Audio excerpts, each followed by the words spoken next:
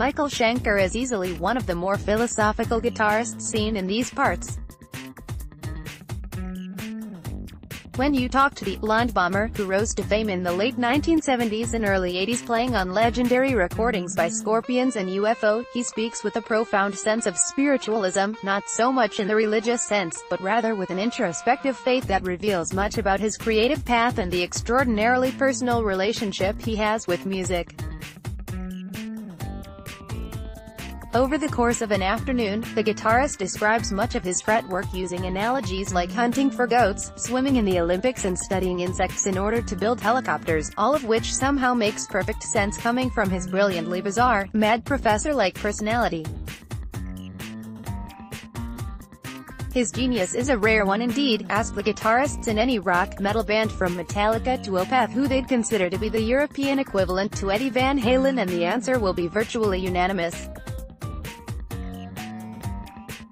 From a young age, Schenker's choice notes, silky smooth bends and piercing tone rapidly elevated him into the highest echelons of guitar godliness.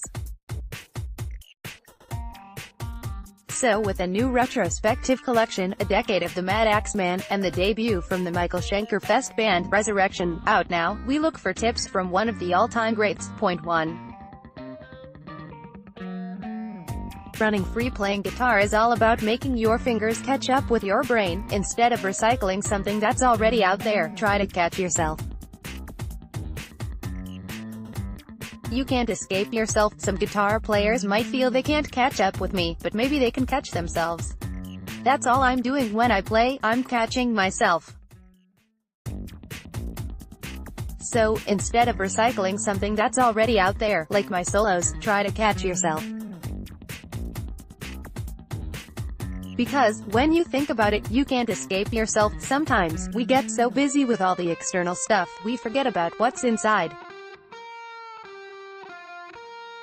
It's all in there, somewhere. The art of lead guitar is really about pure self-expression and, at least for me, it's about expanding into places you haven't been to before, too. Feeling good. Schenker explains where he got that magical vibrato from. My early heroes were all the late 60s guitarists. They were all very blues-oriented and with lots of feel. Guys like Jimmy Page, Jeff Beck, Johnny Winter, Rory Gallagher, Eric Clapton. And if you asked any of them who their influences were, they would all name the original black blues players. Look at Paul Kossoff's vibrato. It's not really my taste, but it was definitely his style. Kirk Hammett has a vibrato a lot like mine on 1972 Scorpions debut, Lonesome Crow, but I'm not sure if he's doing it on purpose. This one time he jammed with us. When I heard him play, it sounded a lot like my vibrato on that album. It could just be that he was attracted to it and kept it in his head. It could be a coincidence, or somehow my playing on that album left an impression on him. I don't know. When I listen back to that album, it just sounds like the beginning of my development. Image, copyright Finn Costello, Getty 3. Who do we think we are for Schenker? It's what's inside that counts. When I was about 17, I stopped listening to other music and other guitar players because I understood there was something in me that was unique and not known in this world, just as with any individual. You have to look at it and say, this is art, this is expression. You don't measure it, it's not bad, it's not good, it's just expression. If I express myself, something new materializes, it's like a new color. If you keep doing that over and over again, you are showing people your true colors.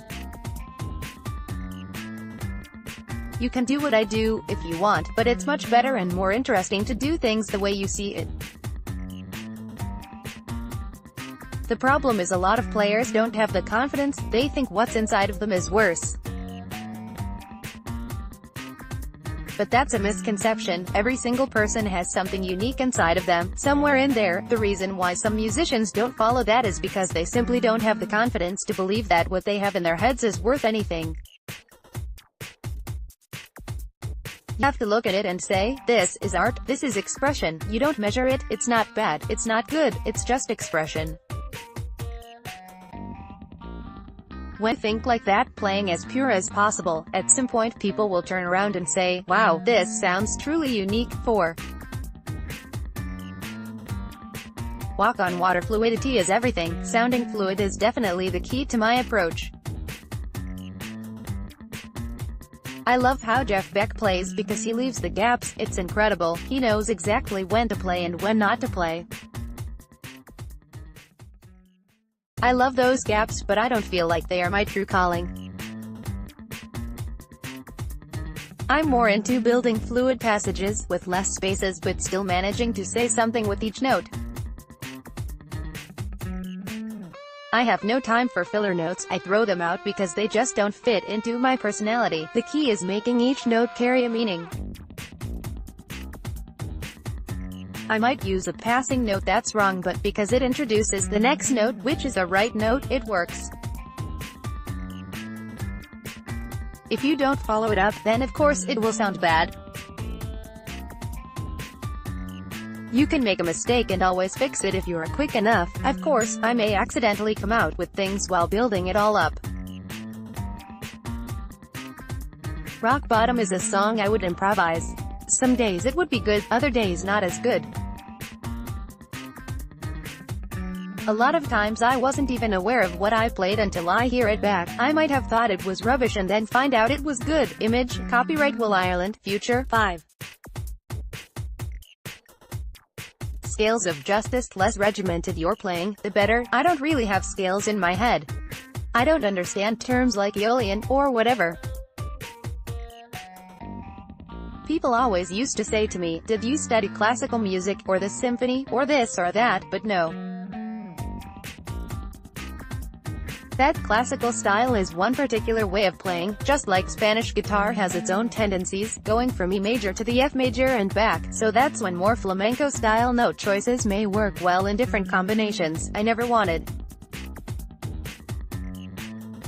to be famous, I just wanted to enjoy playing and to always find a combination of different sprinklings. It's not that I know all these different scales off by heart, they're all inside me and I just pick what works best in the moment. A person who practices scales, they don't need to hear themselves, they can play without needing to.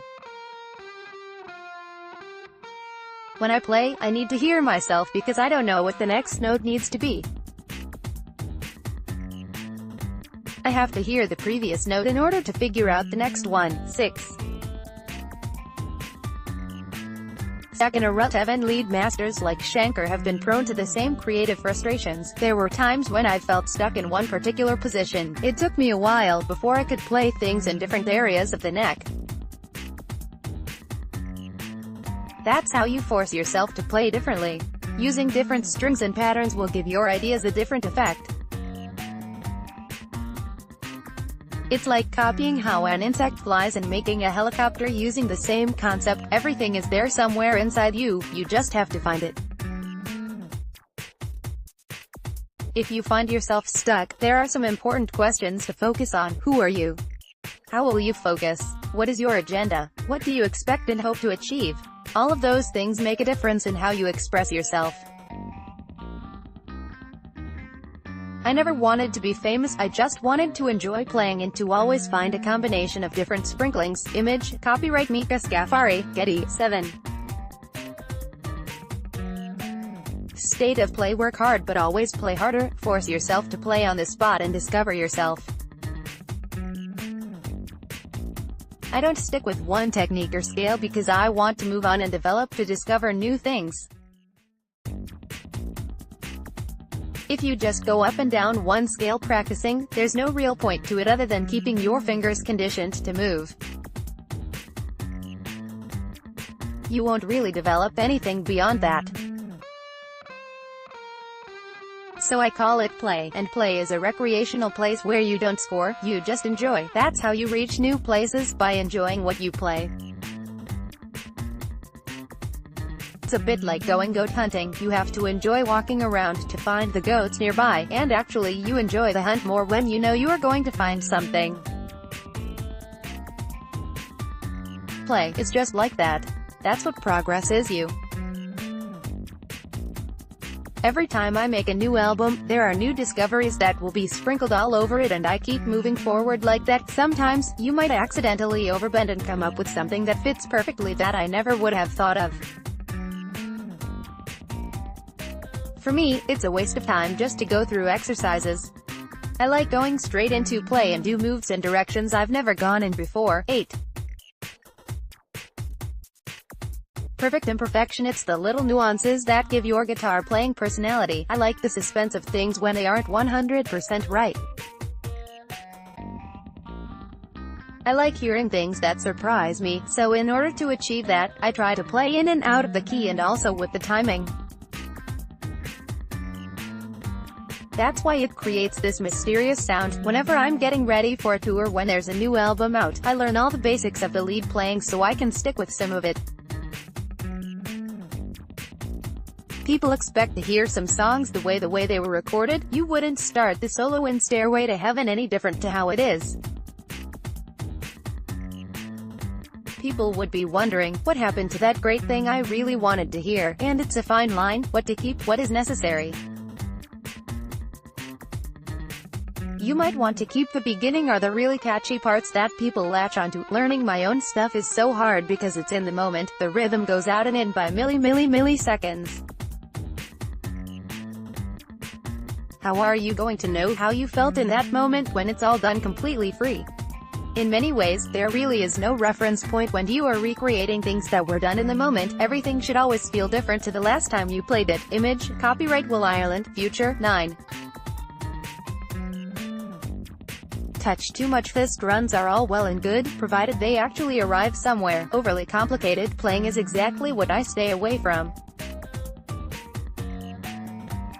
You do not want to get one single technique into your head, because once that groove is there, you will find it hard to get out of it. I thought Yngwie Malmsteen was sensational. Even though I wasn't really listening to other music, some things you can't ignore, they pop up everywhere. Somebody told me he was really into Reasons Love by UFO, where I play a really fast solo, and he took it a step further himself in a classical way.